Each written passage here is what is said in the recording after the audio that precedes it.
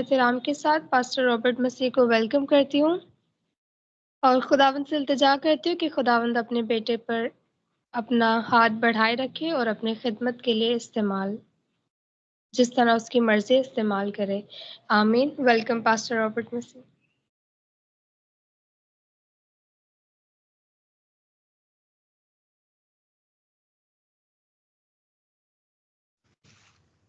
शुक्रिया बेटा क्यूरिया। खुदामंद आपको बरकत दे, सेहत सलामती तंदुरुस्ती अता करे। यीशु मसीह के पाक पवित्र जलाली नाम में तमाम बहन भाइयों को जो इस वक्त वॉइस ऑफ गॉड के चैनल पर मौजूद हैं, खुदामंद आपको सलामती तंदुरुस्ती बख्शे ताकि आप खुदामंद के जिंदा मुकद्दस कलाम से पूरा इस्तिफादा हासिल कर सकें। इससे पहले कि खुदावंद के कलाम को पढ़ा जाए, मैं खुद अपने लिए भी खुदावंद की मदद तलब करूंगा।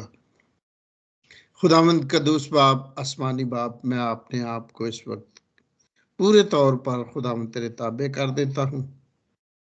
खुदावंद मेरे होठों का जिम्मा ले, सारी निजासत को जो कि खुदावंद दुनियावी ख्वाहिशात और अबलीस की तरफ से हैं, खुदावंद तो अपने खून से धोकर पाक कर, ताकि जब तेरे कलाम को तेरे लोगों के लिए पेश करूं तो खुदावंद तेरे कलाम जो है वो हमारे जहनों, हमारे दिलों और हमारी रूह पर असर करने वाला हो।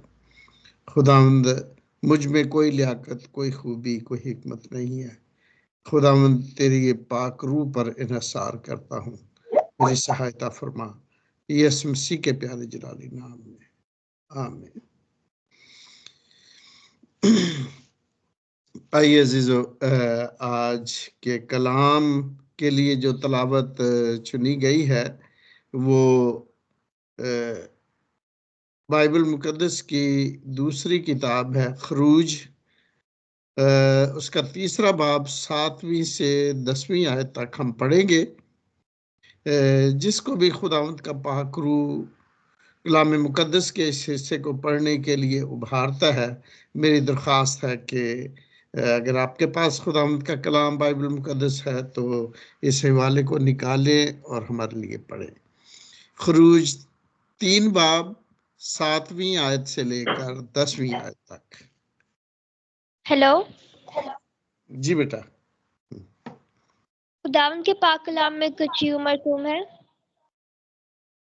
और खुदावंद ने कहा, मैंने अपने लोगों की तकलीफ जो मिस्र में है खूब देखी और उनकी फरियाद जो बेगार लेने वालों के सबब से है सुनी, और मैं उनके दुखों को जानता हूँ। और मैं उतरा हूँ कि उनको मिस्रियों के हाथ से छुड़ाऊं और उस मुल्क से निकाल कर उनको एक अच्छे और वसीह मुल्क में, जहाँ दूध और शहद बहता है, यानी कनानियों और हत्तियों और अमूरियों और फर्जियों और हवियों और यबूसियों के मुल्क में पहुंचाऊं। देख, बनी इस्राएल की फरियाद मुझ तक पहुंची है, और मैंने वो जुल्म भी जो मिस्री उन पर करते हैं देखा है। सो अब आ, मैं तुझे फराउन के पास भेजता हूँ कि तू मेरी कौम बनी इस्राएल को मिस्र से निकाल लाए। खुदावंद के पाक कलाम को पढ़े और सुने जाने पर खुदावंद की हाथ बढ़ते तो आमीन। खुदावंद का शुक्र हो। खुदावंद का शुक्र हो, उसकी हमद व सताइश हमेशा होती रहे, उसके नाम मुबारक हो। अजीजों, आज के कलाम के लिए जो खुदावंद के पाक रूह के वसीला से जो मुझे टॉपिक मिला है वो निजात की अहमियत है। निजात के मानी क्या है?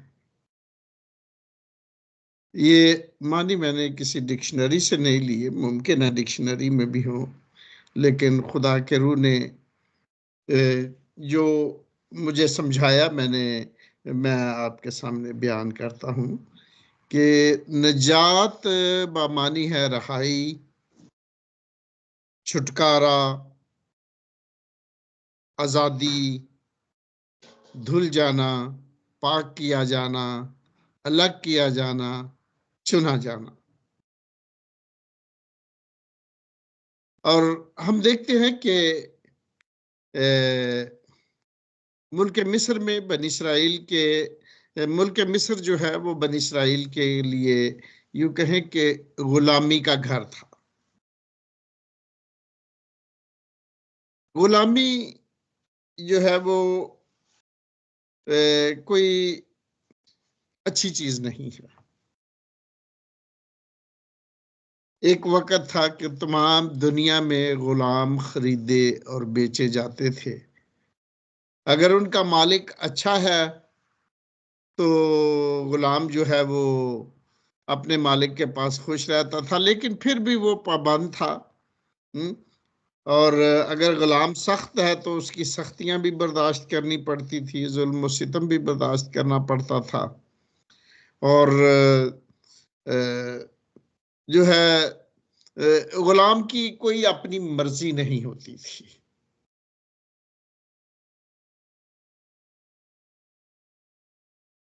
और ज्यादातर गुलाम जो हैं उनकी जिंदगी जो है वो दुखों और परेशानियों का शिकार रहती थी। लेकिन खुदावंद का शुक्र है कि एक वक्त दुनिया में ऐसा आया जब इब्राहिम लिंकन जो अमेरिका के सदर थे, गालबन पहले सदर थे, और उन्होंने इस बात का ऐलान किया कि अब से कोई शख्स किसी का गुलाम नहीं रहेगा और हर एक को आज़ादी दी गई और हर एक अपनी रोटी कमाए और खाए। और लेकिन उससे पहले गुलाम जो है वो सिर्फ मालिक के घर से रोटी ही खाता था और जो काम और सख्त मेहनत वो करता था उसका उसको कोई अजर नहीं दिया जाता था और वो मालिक की मलकियत होता था, चाहे जैसा मर्जी उसके साथ सलूक करे, उसको बेच दे, उसको रख ले। अगर गुलाम की शादी कर दी है तो वो गुलाम को बेच देता है तो उसके बीवी और बच्चे जो है वो मालिक के पास ही रहेंगे, वो भी गुलाम है। तो मेरे अजीजों, इस असना में अगर हम देखा जाए तो गुलामी के असरात जो है वो बहुत ही बुरे थे। यूं कह ले कि दुख, तकलीफ, बेगार, बेगार होता है यानी कि बगैर मुआवजे के काम लेना। और गुलाम जो है उसकी कोई सुनवाई नहीं है, चाहे वो जितना मर्जी रोए चलाए कुछ भी करे, लेकिन मर्जी जो है वो मालिक की ही चलती है। अगर उस पर जुल्म हो रहा है तो कोई उसको रोकने वाला नहीं है। तो हम देखते हैं कि बनी इसराइल का मुल्क मिस्र में कुछ ऐसा ही हाल था। लेकिन एक वक्त एक बात जरूर है कि चूंकि बनी इसराइल इब्राहिम, इसहाक और याकूब जो कि खुदा के बंदे थे, ये उनकी औलाद थे और खुदा उस सारे काम को और उस सारे सलूक को जो उनके साथ हो रहा था, खुदा बड़ी कुर्बत से वो सब देख रहा था।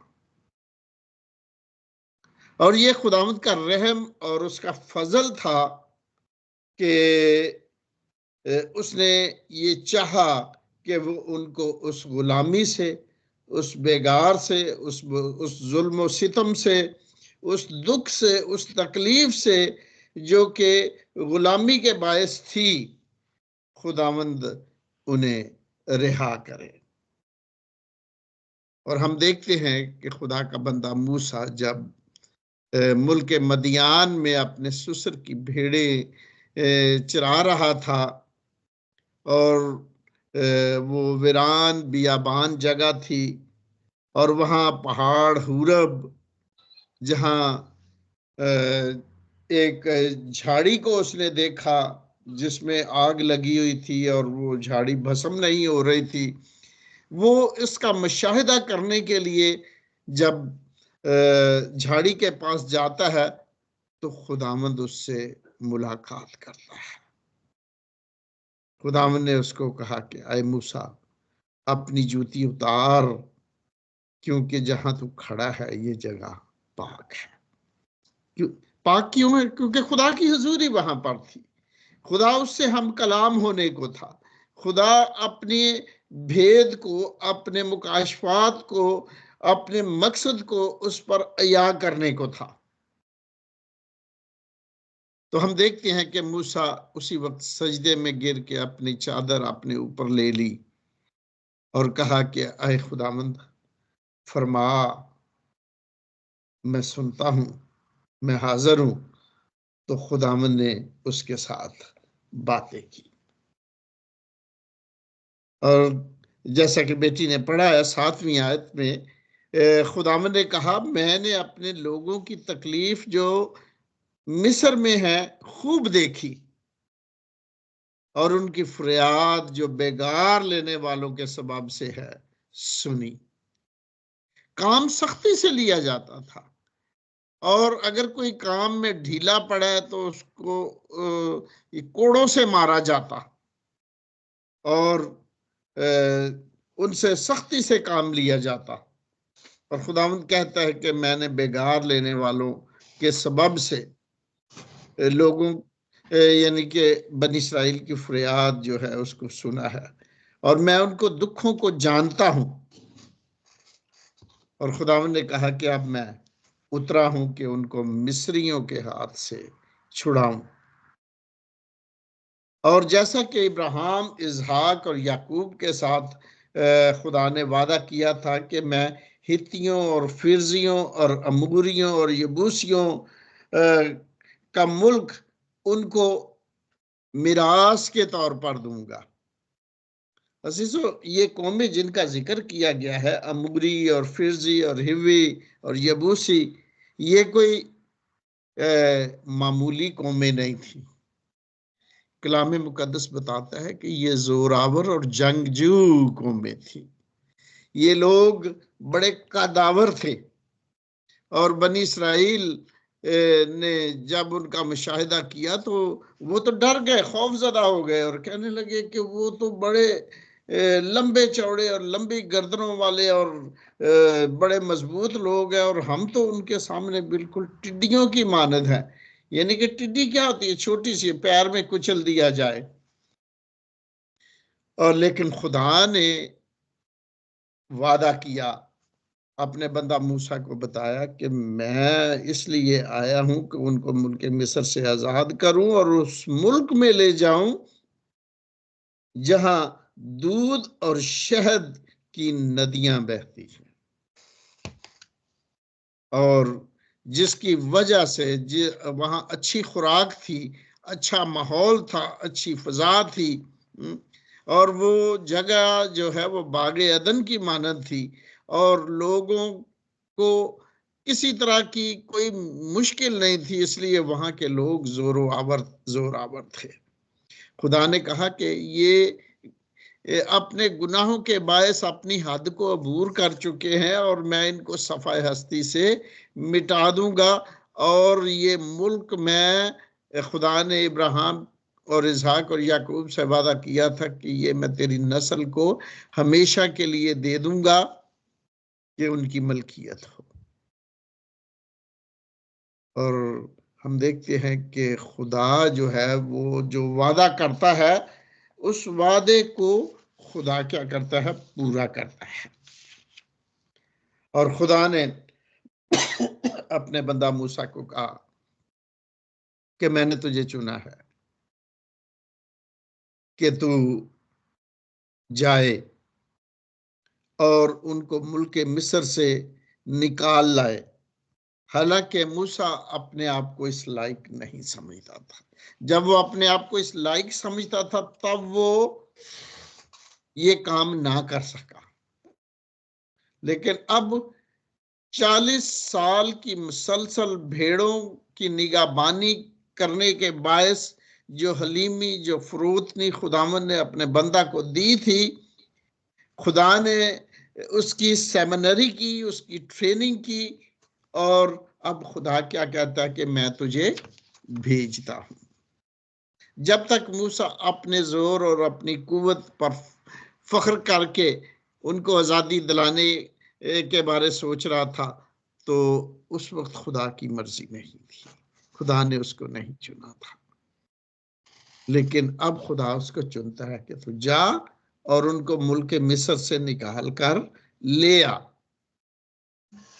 तो उस वक्त मूसा कहता है कि आए खुदा, बड़े तरह तरह के बहाने करता है कि खुदा तू जानता है मैं वहां से फिरौन के डर से भागा हुआ हूं, मैं कैसे उसके सामने वापस जाऊंगा, कैसे मैं बनी इस्राएल के लिए उससे कहूंगा।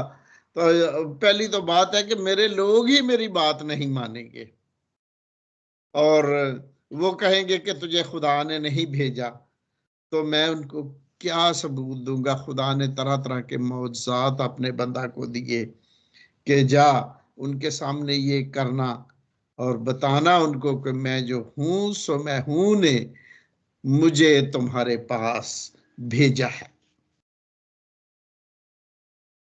मेरे अज़ीज़ों,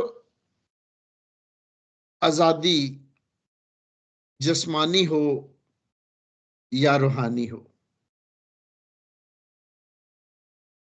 आजादी हासिल करना, रिहाई हासिल करना आसान बात नहीं है। इसके लिए कुर्बानियां अदा करनी पड़ती है, और जो कुर्बानियां बनी इस्राएल ने मुल्क मिस्र में अपने जिस्म की बेहुरमती में अदा की, खुदा ने उसकी कदर की और खुदा ने उनको छुड़ाया। और जब वो मुल्क मिस्र से निकलने वाले थे, खुदा ने हुक्म दिया अपने बंदा मूसा के वसीला से कि इससे पहले कि वो मुल्क मिस्र को छोड़े, वो क्या करें, एक साला बर्रा लेकर उसका खून जो है वो अपने घर की चौखटों पर लगाएं और उस बर्रे को जो उन्होंने ज़बह किया है उसका गोश्त भून कर कड़वे साग पात के साथ उसको खाएं, और वो खाते हुए उस मुल्क को छोड़ेंगे। ये खुदावंद की तरफ से आजादी का ऐलान था, क्योंकि उस दिन खुदा, उस रात खुदा एक ऐसा काम करने को था जिससे मुल्क के मिस्र की रूहें कांप जाने को थी। क्योंकि खुदा ने अपने फरिश्ता को हुक्म दिया कि मुल्क मिस्र में जितने पिलौठे हैं उन सबको हलाक किया जाए। अगर बनी इस्राएल ने बर्रे का खून अपनी चौखटों पर ना लगाया होता, जो कि मसीह यीशु के खून की नुमाइंदगी करता है और सलीब के निशान को वाजे करता है, और खुदा ने कहा कि अपने घरों से बाहर ना निकलना वरना फिर उनके साथ भी वही सलूक होता जो मिस्र के प्लॉटों के साथ हुआ था। लेकिन उन्होंने खुदा की बात को माना, तो हम देखते हैं कि वो क्या रहे, मुल्क मिस्र में अपने घरों में उस खून के बायस खुदा के फरिश्ता ने जहां जिस जिस दरख्त, जिस जिस घर के दरवाजे पर खून को देखा, वो उनको छोड़कर गुजरता चला गया। आजादी खून मांगती है, और कलाम मुकद्दस में भी लिखा है कि बगैर खून बहाए मुआफी नहीं। ये कुफारा ही से मुमकिन है, और कुफारा खून का दिया जाता है, जिसका मतलब है ढांपना, खताओं और तकसीरों और गुनाहों को ढांपना।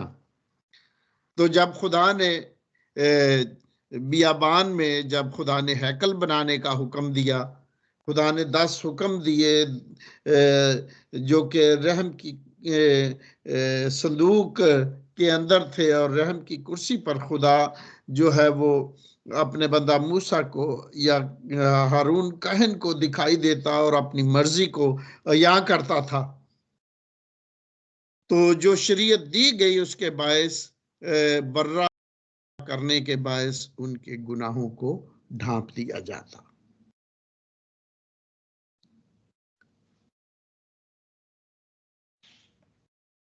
मेरे अज़ीज़ों, हम देखते हैं कि याद रखें कि गुनाह की मजदूरी जो है वो मौत है, लेकिन मौत से पहले गुनाह के बुरे असरात इंसान की जिंदगी में जाहिर होते हैं, जो कि गुलामी है, तकलीफ है, बीमारी है, दुख है, मौत है। मेरे अज़ीज़ों, इससे छुटकारा मुमकिन नहीं जब तक वो शख्स जो गुनाह से पाक है, हमारे गुनाहों और खताकारियों को की कीमत जो हम इंसान सहते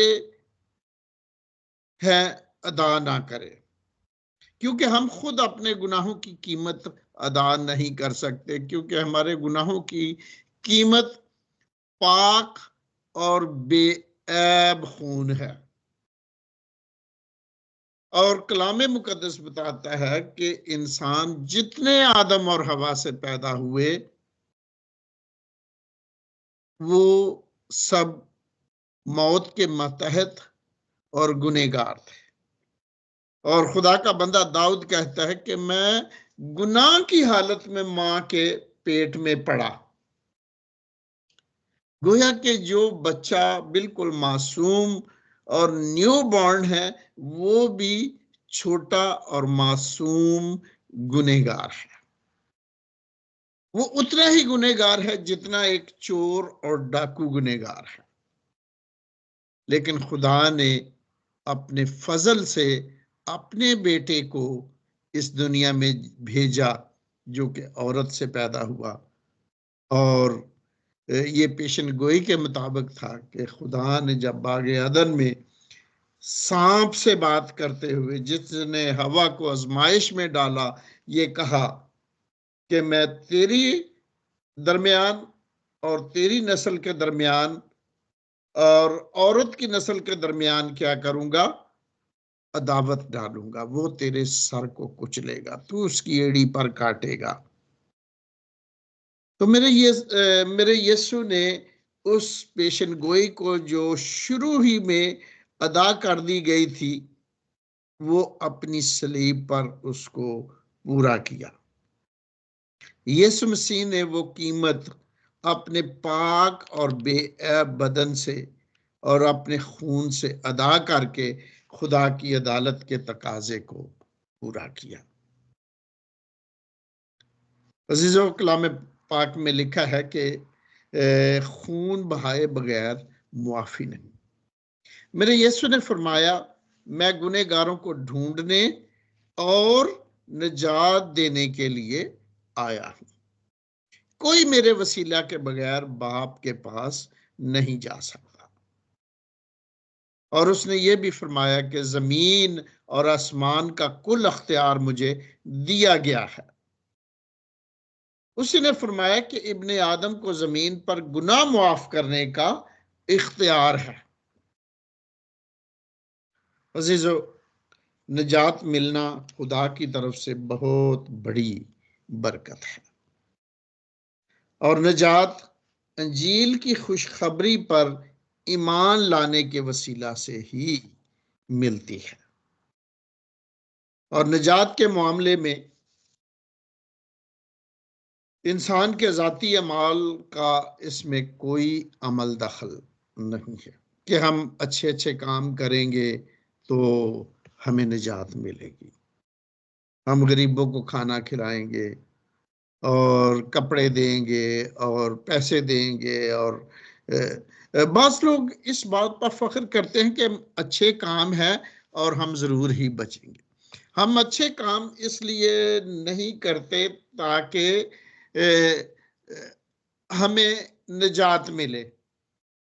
हम अच्छे काम इसलिए करते हैं क्योंकि हमें निजात मिल चुकी है, और ये खुदा की मोहब्बत है। खुदा ने दुनिया से ऐसी मोहब्बत रखी कि उसने अपना इकलौता बेटा बख्श दिया, ताकि जो कोई उस पर ईमान लाए हलाक ना हो बल्कि हमेशा की जिंदगी पाए।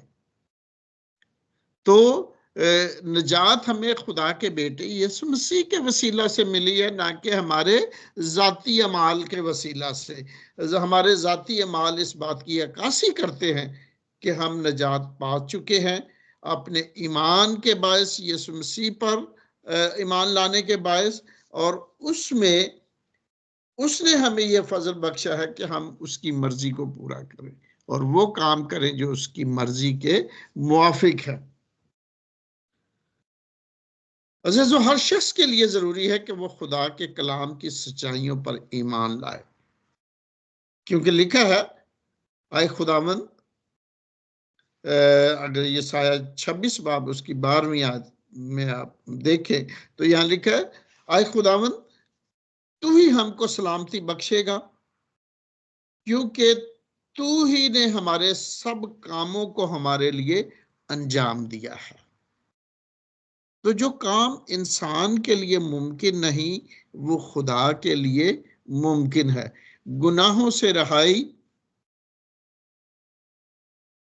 और आजादी इंसान के अपने बस में नहीं थी, क्योंकि इंसान ने अपने आप को गुनाह के हाथों बेच दिया था।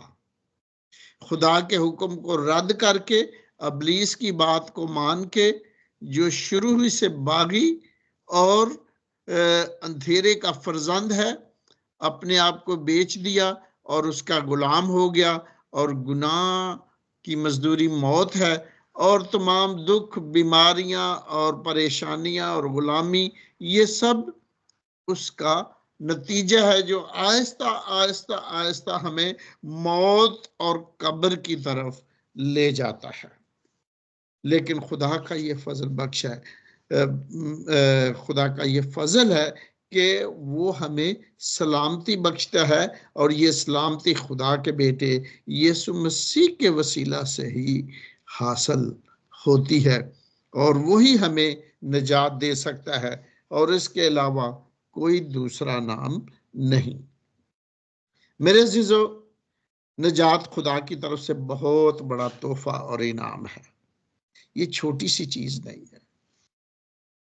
इब्रानियों 2 बाब उसकी 1 से 4 अगर आयत में हम पढ़ें तो यहाँ कुछ इस तरह मरकूम है, इसलिए जो बातें हमने सुनी उन पर और भी दिल लगाकर गौर करना चाहिए, ताकि बहकर उनसे दूर ना चले जाएं।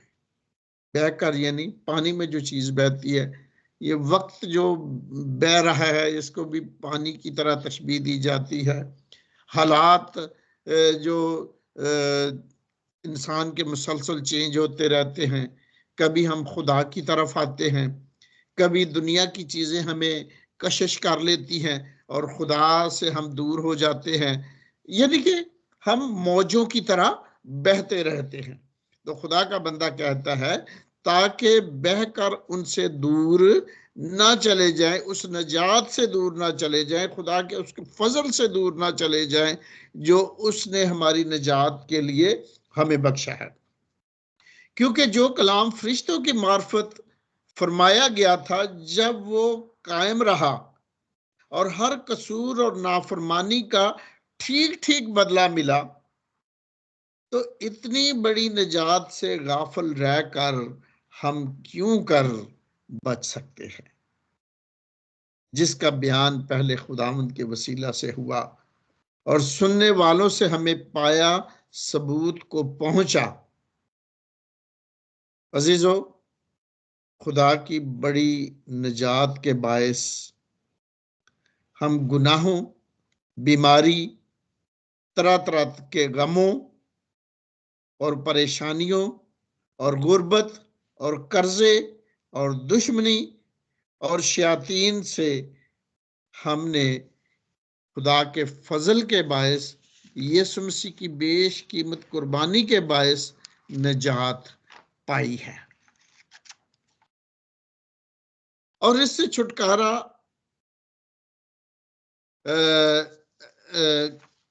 उसके खून के बगैर छुटकारा जो है वो हमारे लिए मुमकिन नहीं था।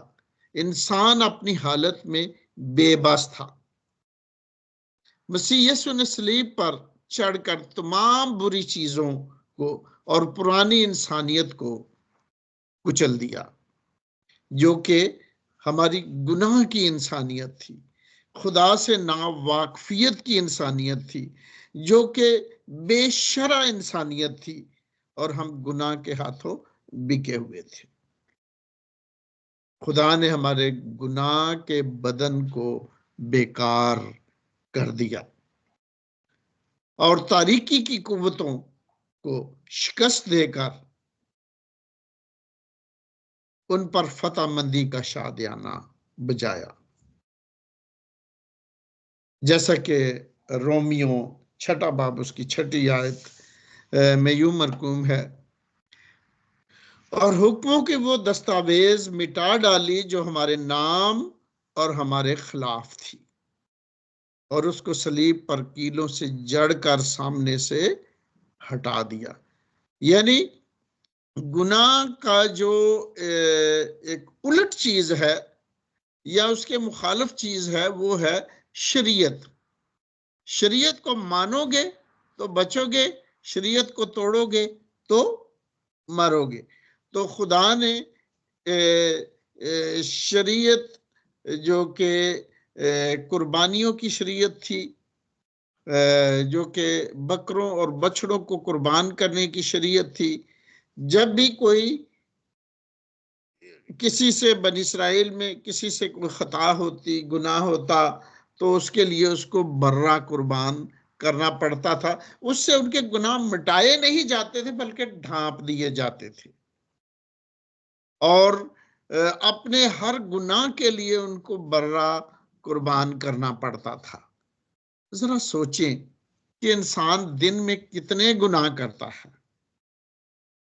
कितनी कुर्बानियां अदा करे, और जितने गुनाह है उतनी तो कुर्बानियां वो अदा कर भी नहीं, फिर भी नतीजा क्या था?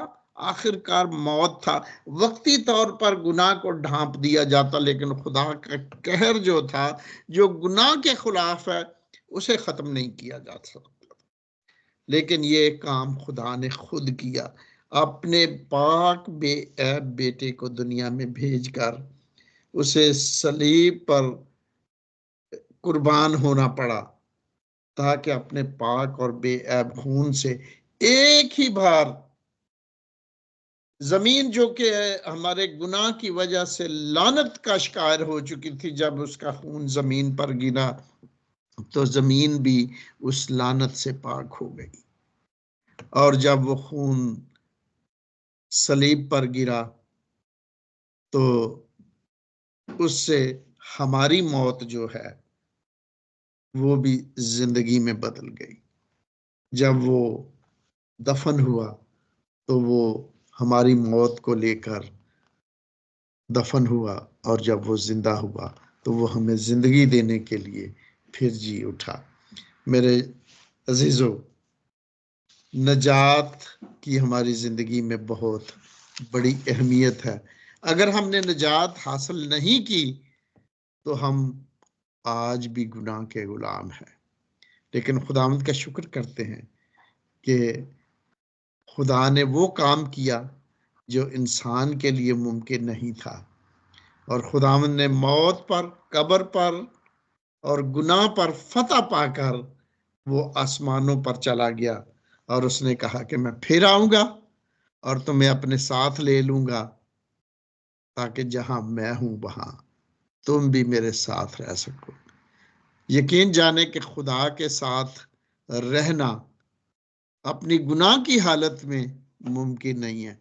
खुदा ने यीशु मसीह के खून के वसीला से हमारी खताओं को मिटा दिया है। जैसे बादल जो है वो घटा को मिटा दिया जाता है, जैसे चीते के दागों को मिटा दिया जाता है, और जैसे बर्फ को जो कि